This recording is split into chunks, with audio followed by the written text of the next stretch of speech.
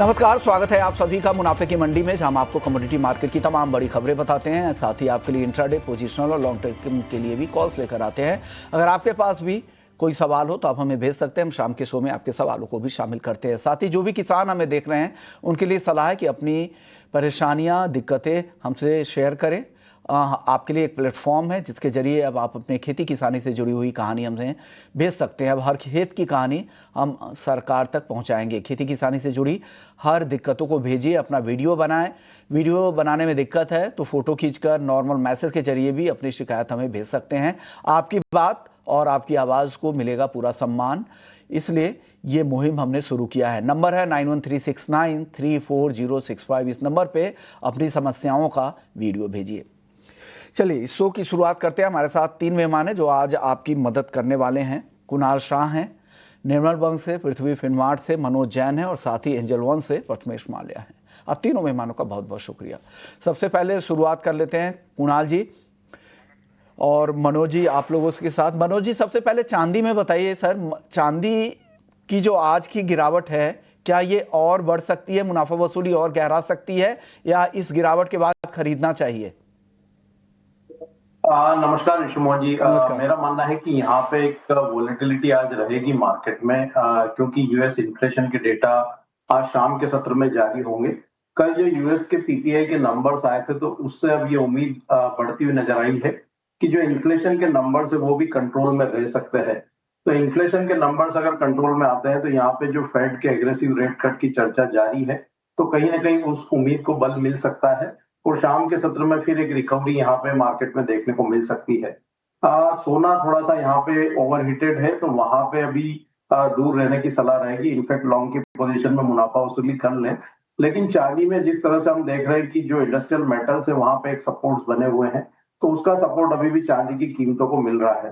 तो हमारा मानना है कि जब तक चांदी की कीमतें 1,23,500 के स्तर के ऊपर बनी हुई है, तो यहाँ पे डिप्स में बाय की सलाह रहेगी। 1,24,200 के स्तर अगर सत्र के दरमियान मिलते हैं तो बाय करें।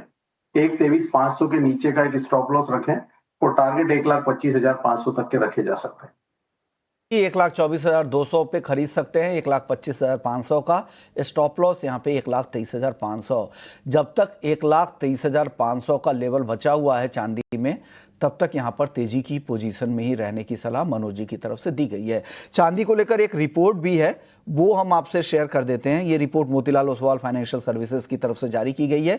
ये रिपोर्ट ये कहती है कि सिल्वर की तेजी को ETF में जो भारी निवेश हो रहा है, सरकारी निवेश हो रहा है, और इससे चांदी को सपोर्ट मिल रहा है। ग्लोबल सिल्वर ETF और ETP जो एक्सचेंज ट्रेडेड प्रोडक्ट्स हैं, उसमें इस साल मजबूत निवेश हुआ है, इससे सपोर्ट मिला है। इसके अलावा इस रिपोर्ट में यह भी कहा गया है कि सऊदी के सेंट्रल बैंक ने $40 मिलियन का सिल्वर एलोकेशन किया है, जो सिल्वर में सेंट्रल बैंक की तरफ से इस तरह के इन्वेस्टमेंट दिख रहे हैं। अब रूस की अगले 3 साल में $535 मिलियन का सिल्वर का स्टेट रिजर्व बनाने की तैयारी है। घरेलू सिल्वर इंपोर्ट 2025 में हमने देखा था, पहली छमाही में ही 2025 की पहली छमाही में 3,000 टन के भी पार निकल चुका है। और ग्लोबल राजनीतिक तनाव, जिससे सेफ हेवन अपील तो बनी ही हुई है, साथ ही इंडस्ट्रियल डिमांड काफ़ी मजबूत है चांदी की। और 2025 में 60% सिर्फ इंडस्ट्रियल डिमांड में चांदी की खपत हो रही है, तो एक मेजर फैक्टर है चांदी के लिए, क्योंकि फोटोवोल्टिक मॉड्यूल्स में भी सिल्वर का इस्तेमाल तेजी से बढ़ा है। सोलर सेक्टर में जिस तरह का बूम है चीन में, उसका फ़ायदा मिल रहा है। बाकी इलेक्ट्रॉनिक हो, डेटा सेंटर के लिए हो, सेमीकंडक्टर के लिए हो, इलेक्ट्रिक व्हीकल्स के लिए, तमाम सेक्टर है जो चांदी की कीमतों को सपोर्ट कर रहे हैं। और रिसाइकलिंग में 5% की बढ़त के बावजूद चांदी में लगातार 5वें साल डेफिसिट की स्थिति, तो सारे फैक्टर चांदी के लिए सपोर्टिव है। कुणाल जी भी हमारे साथ। कुणाल जी, चांदी को लेकर ये काफ़ी सुपर बुलिश रिपोर्ट दिख रही है और इन लोगों ने टारगेट भी दिया है 1 साल का 1,50,000। क्या लग रहा है, चांदी की ये तेजी इस तरह से चलेगी और क्या करना चाहिए? करंट लेवल पे क्या सलाह दे रहे हैं आप? सबसे पहले आपका सेकंड क्वेश्चन में एड्रेस करूंगा। जो हिसाब से यूफोरिया बन रहा है गोल्ड और सिल्वर में, शॉर्ट टर्म में तो बाइंग भूल से भी नहीं करना चाहिए। बिकॉज आप देखिए सिल्वर में सबको एक कंसेंसस व्यू था तेजी का, सबका ध्यान तेजी का था। हो गया तेजी, अभी यहाँ से तेजी में और तेजी, ये जनरली यही ट्रेंड होता है। तो मुझे नहीं लग रहा है अभी बाय करना चाहिए, बुल से भी बाय नहीं करना चाहिए अभी, मेरी राय में ये लेवल पे वेट करना चाहिए, थोड़ा बहुत करेक्शन आ सकता है। फ्रेश बाइंग के लिए वेट कीजिए। अगर आपका लॉन्ग है 1,10,000 का या 1 लाख का या 90,000 का, देन कोई फर्क नहीं पड़ता है। बट अगर आपको नया फर्स्ट टाइम आप फ्रेश बाइंग कर रहे हैं तो मैं तो ना बोलूंगा ये लेवल पे। मुझे रिस्क रिवॉर्ड रेशियो लॉन्ग जाने के लिए शॉर्ट टर्म में फेवरेबल नजर नहीं आ रहा है। लॉन्ग रन में मेरा target, second part, long run में मेरा टारगेट अभी $45 का है, 1,35,000 by the end of the year, और maybe perhaps in the first quarter. But near term में गोल्ड और सिल्वर दोनों में भूल से भी तेजी नहीं करनी चाहिए। वेट करना चाहिए या डिप के लिए, या फिर छोड़ देना चाहिए, भले उसको बढ़ना है तो बढ़ने दीजिए। मुझे लगता है यूएस का इंटरेस्ट रेट कट आएगा तब गोल्ड और सिल्वर दोनों पिकआउट हो जाएगा। यानी बाजार की तेजी में अब ना फंसे, अभी बचे, ये सलाह कुणाल जी की तरफ से दी जा रही है।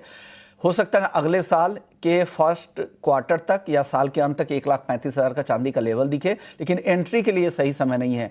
सर, एंट्री के वो लेवल बता दे जहां पे सही समय आएगा कुणाल जी, जहां पे खरीदना चाहिए लोगों को। मुझे लग रहा है $100, $120 का गोल्ड में करेक्शन आ सकता है, और सिल्वर में $1.5-2 का करेक्शन आ सकता है। $39 के आसपास फिर से एंट्री कर सकते हैं। तो मैं ऐसा नहीं बोल रहा हूँ फंडामेंटल मंदी के है सिल्वर के, फंडामेंटल दो डेफिनेटली तेजी के है। पर वो फंडामेंटल तेजी के है इसीलिए तो सिल्वर का भाव आज 1,25,000 है। तो नियर टर्म में एग्रेसिव बाय करना मेरा मानना ऐसा है कि भले यहाँ से बढ़ता भी है, पर ये लेवल पे मैं अभी बाइंग रिकमेंड नहीं करूंगा।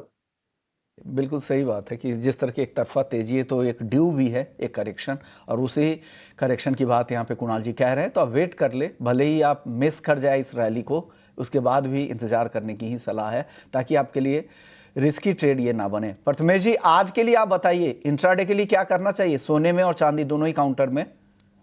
दोनों ही काउंटर में आज के लिए मेरे ख्याल से सेल करने की सलाह रहेगी। अक्टूबर कॉन्ट्रैक्ट गोल्ड में 1,08,800 के करीब बेचना चाहिए। 1,09,100 का स्टॉप रहेगा। नीचे में टारगेट 1,08,200 के लिए रहेंगे। सिमिलरली दिसंबर कॉन्ट्रैक्ट सिल्वर का 1,25,000 पे बेचना चाहिए। 1,25,500 का स्टॉप रहेगा। टारगेट नीचे में 1,24,000 रहेंगे। 1,24,000 तक चांदी आ सकती है और 1,08,200 के आसपास सोना आ सकता है। करंट लेवल के आसपास ही बेचने की सलाह, यहाँ पर जो लेवल है सेल के, उसी मार्केट प्राइस के आसपास ही बेचने की सलाह प्रथमेश जी की तरफ से आ रही है। कच्चे तेल की बात करते हैं। कच्चे तेल में 3 दिनों की तेजी के बाद आज ब्रेक लगता दिख रहा है। कच्चा तेल आज 0.25% कमजोरी के साथ कारोबार कर रहा है। हालांकि अभी भी कई सारे ऐसे फैक्टर हैं जो क्रूड को सपोर्ट कर रहे हैं, जिसमें जियोपॉलिटिकल कंसर्न, खाड़ी देशों में जिस तरह से तनाव बढ़े हैं वापस से, कतर में इजराइल की तरफ जो हमास पर हमला हुआ है उससे चिंता बढ़ी है, और साथ ही रूस यूक्रेन तनाव से, और पोलैंड ने जिस तरह से रूस के ड्रोन को इंटरसेप्ट किया है, साथ ही वहाँ के पोलैंड के एयरबेस पर जो ब्रेकिंग की खबर आ रही है, वो सारी खबरें ऐसी हैं जो ये कंसर्न को और भी बढ़ा रही हैं। कुणाल जी, कच्चे तेल की चाल यहाँ से आपको कैसी दिख रही है, क्या करना चाहिए यहाँ से?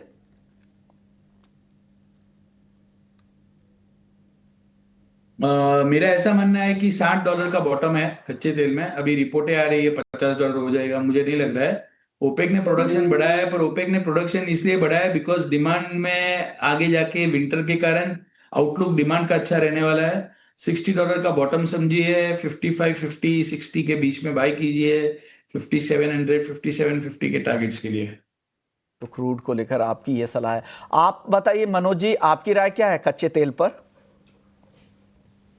ज्यादा यहाँ पे गिरावट की संभावना नहीं है, लेकिन हमने पिछले 3 सेशन में एक अच्छी बढ़त देखी थी, और कल जो यूएस की इन्वेंट्री के डेटा आए थे वहां भी एक अप्रत्याशित स्टॉक में बढ़त देखने को मिली थी। तो कुछ कूल ऑफ आज कीमतों में देखने को मिल सकता है।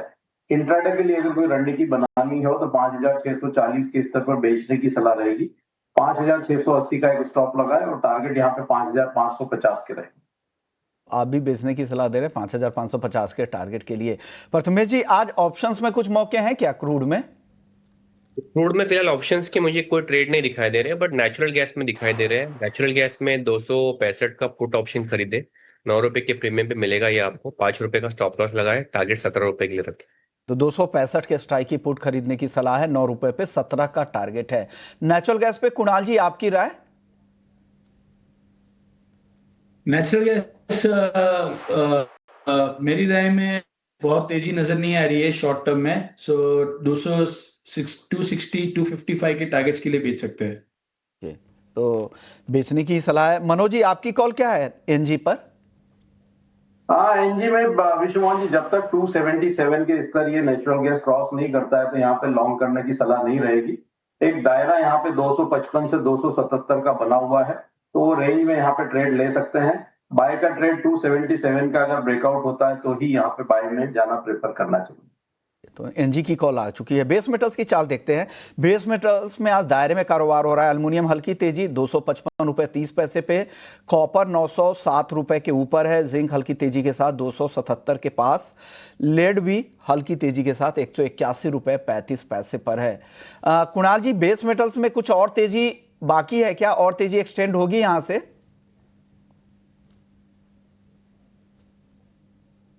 बेस मेटल में ओवरऑल व्यू तेजी का लग रहा है। चाइना में डेटा अच्छे आए हैं, पॉजिटिव थोड़े आए हैं मैन्युफैक्चरिंग के, उसके बाद एक ऑप्टिमिज्म बना है। सो चाइना की जो पॉलिसीज वो अडॉप्ट कर रहे हैं आगे जाके, वो मेटल्स के लिए सपोर्टिव रह सकती है। तो copper number 1, number 2 aluminium, number 3 zinc. Copper लग रहा है 915 तक, एल्यूमिनियम 260 तक और जिंक 280 तक। ओके, तो यहाँ पे तेजी आपको दिख रही है। आपकी पिक क्या है बेस मेटल्स में Manoj ji? Overall base metal पे यहाँ पे मजबूती दिखता है, लेकिन अगर रणनीति बनानी हो तो मेरा मानना है कि एल्यूमिनियम यहाँ पे एक अच्छा कंसोलिडेशन दिखा चुका है और हम देख रहे हैं कि एलएमई पे जो कीमतें हैं वो $2,600 के ऊपर बनी हुई है। तो लॉन्ग की सलाह रहेगी। यहाँ पे एल्यूमिनियम में थोड़ा डिप मिलता है 254 के आसपास, बाय करें 251 के स्टॉप लॉस से, और टारगेट यहाँ पे 260 के रहे। आपकी टॉपिक क्या है बेस मेटल्स में प्रथमेश जी? कॉपर बाय करें, सितंबर कॉन्ट्रैक्ट 904 पे, 900 का स्टॉप, ऊपर में टारगेट 912 के लिए। करेंसी मार्केट की चाल देखते हैं। आज फिर से रुपया कमजोर दिख रहा है, 88 रुपए 26 पैसे पे है। करीब 16-17 पैसे की कमजोरी दिख रही है डॉलर के मुकाबले रुपए की, और सपोर्ट यहाँ पे दिख नहीं रहा है। थोड़ी रिकवरी की कोशिश हुई भी थी और वापस से ये कमजोरी लौटी है। कुणाल जी, रुपए में क्या और कमजोरी बढ़ सकती है क्या यहाँ से? मुझे नहीं लग रहा है। रुपी थोड़ा गेन करना चाहिए। 89 का टॉप लग रहा है और धीरे धीरे अप्रिशिएट होके 87 तक जाना चाहिए। चलिए, तो आगे कुछ रिकवरी की उम्मीद इसलिए की जा रही है कि ट्रंप और मोदी जी की बातचीत भी अब पॉजिटिव तरीके से हो रही है। जिस तरह के हाल के ट्वीट किए गए हैं उससे लग रहा है कि पॉजिटिविटी बढ़ी है, और जो उससे रिलेटेड सेक्टर है वहाँ पर भी इक्विटी मार्केट में हम देख रहे हैं कि रिकवरी भी लौट रही है। चलिए, शुक्रिया कुणाल जी और प्रथमेश जी, आप दोनों मेहमानों का। और आगे हम बात करेंगे एग्री मार्केट की। मनोज जी, आप बने रहिए हमारे साथ। ब्रेक के बाद हम हल्दी की बैलेंस शीट लेकर आएंगे, जहां पर हमारे साथ पूनम चंद गुप्ता होंगे। हल्दी की क्या रिपोर्ट है, कल इतनी बड़ी तेजी के बाद आगे का आउटलुक क्या है, चर्चा करेंगे, और बाकी अन्य एग्री पर भी बात होगी। ब्रेक के बाद जल्द लौटते हैं।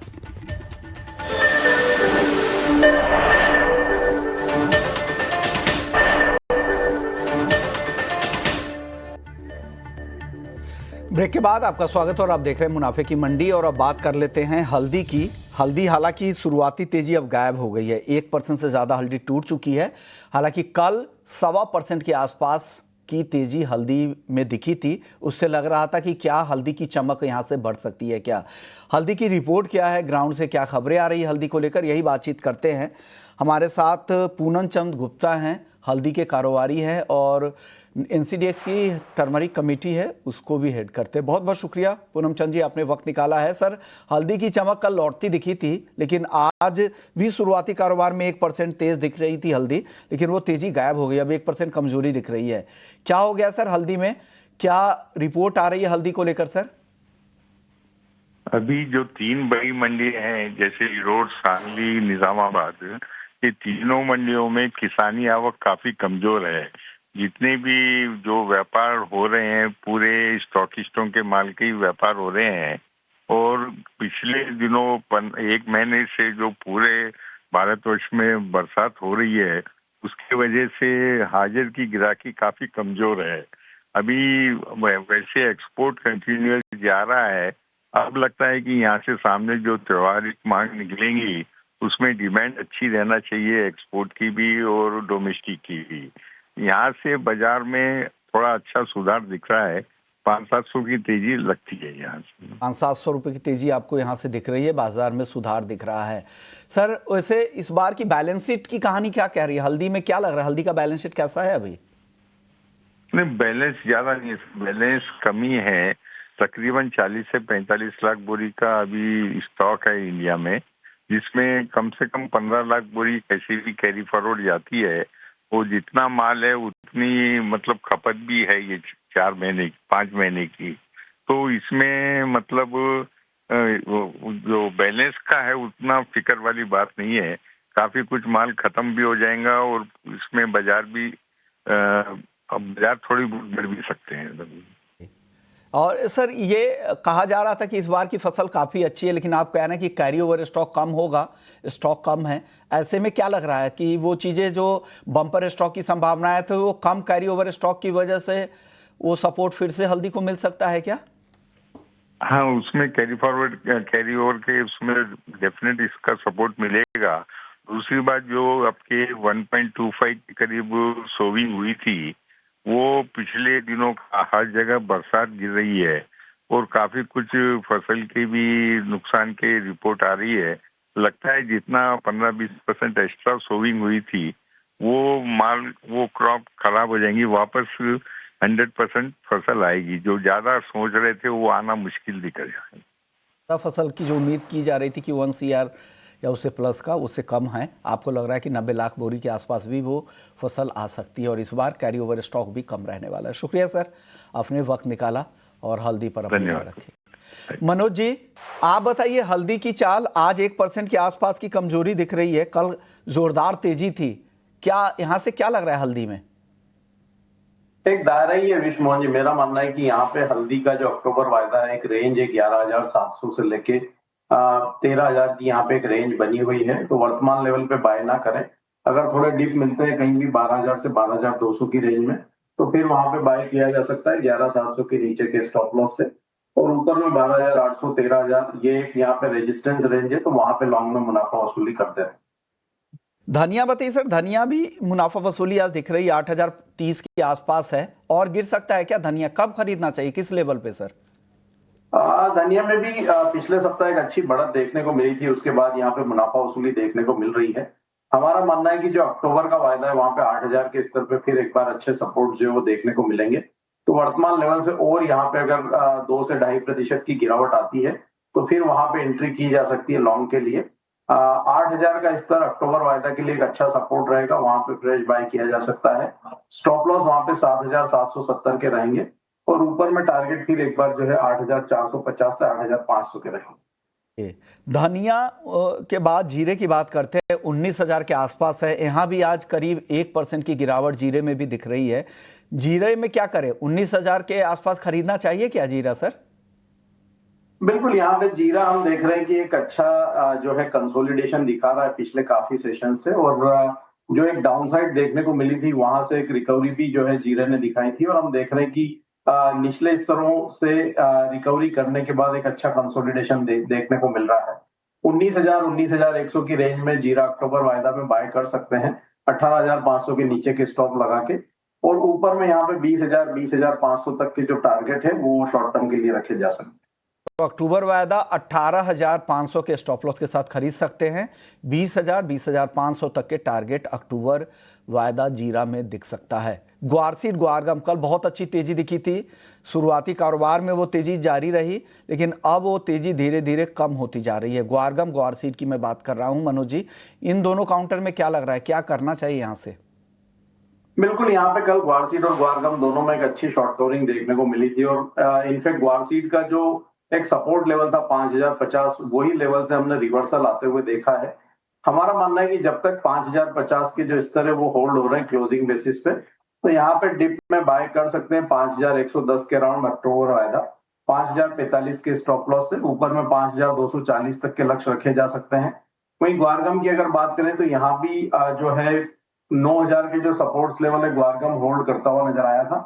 तो हमारा मानना है कि शॉर्ट टर्म में यहाँ पे 8,940 ग्वारगम अक्टूबर वायदा के लिए एक अच्छा सपोर्ट रहेगा, और ग्रेजुअली कीमतें फिर एक बार 9,550 9,600 के स्तर को टेस्ट कर सकती है। सर कैस्टर दायरे में है, यहाँ क्या करें? 6,625 पे है। मनोज जी, कैस्टर पर क्या कॉल है? कोई ट्रिगर नहीं है अभी यहाँ पे। बेहतर होगा मेरे हिसाब से दूर रहे। एक दायरा यहाँ पे 6620 से 6750 का कैस्टर सीड अक्टूबर वायदा में देखने मिल सकता है। तो अभी सुस्त है, यहां से दूर रहने की सलाह है। कॉटन सीड ऑयल केक अच्छी तेजी, शानदार तेजी 3400 के ऊपर टिकने के बाद अब भाव आ चुका है 3275 तक। अब लगातार मुनाफा वसूली दिख रही है कॉटन सीड ऑयल केक में। मनोज जी, यहां क्या करना चाहिए? और गिरावट दिख रही है क्या कॉटन केक में? थोड़ी मुनाफा वसूली और कंटिन्यू हो सकती है। जो दिसंबर का वायदा है, हम देख रहे हैं कि 2950 के स्तर होल्ड नहीं कर पा रहा है और वहां से बार बार जो है रिजेक्शन आता हुआ दिख रहा है। तो हमारा मानना है कि जो कॉटन सीड ऑयल केक का दिसंबर वायदा है, एक बार 2840 850 तक के स्तर जो है शॉर्ट टर्म में दिखा सकता है। तो बाइंग से दूरी रखें। शॉर्ट की पोजीशन हो तो 2950 के ऊपर के स्टॉप लॉस से होल्ड रख सकते हैं। 2840 के स्तर एक बार यहाँ देखने को मिल सकते हैं। ओके, तो ये सलाह है आपके लिए कॉटन सीड ऑयल केक पे। शुक्रिया मनोज जी। जाने से पहले जो भी रिकमेंडेशंस आपने दिए हैं उससे जुड़े हुए डिस्क्लेमर क्या है सर? कोई भी जो हमने जितनी भी कमोडिटीज डिस्कस की है उसमें फ्यूचर्स मार्केट में मेरी कोई व्यक्तिगत पोजीशन नहीं है। कोई भी क्लाइंट यहाँ किसी भी कमोडिटी में रणनीति बनाना चाहता है तो अपने वित्तीय सलाहकार की सलाह से ही बना। ओके, शुक्रिया आपका। आप लोगों ने वक्त निकाला और हमारे दर्शकों को गाइड किया। चलिए, वक्त है ब्रेक का। इक्विटी मार्केट आज काफी सुस्त है, बेहद सीमित दायरे में कारोबार हो रहा है। 24,965 के आसपास निफ्टी है। बैंक निफ्टी में हल्की तेजी है, सीमित दायरे में कारोबार हो रहा है। 50 से 100 पॉइंट के रेंज में ही बाजार घूम रहा है। लेकिन क्या कुछ है ब्रॉडर मार्केट में एक्शन, इक्विटी वायदा में क्या कुछ हो रहा है, बताएंगे आपको ब्रेक के बाद। इफिनो जंक्शन में जल्द लौटते हैं।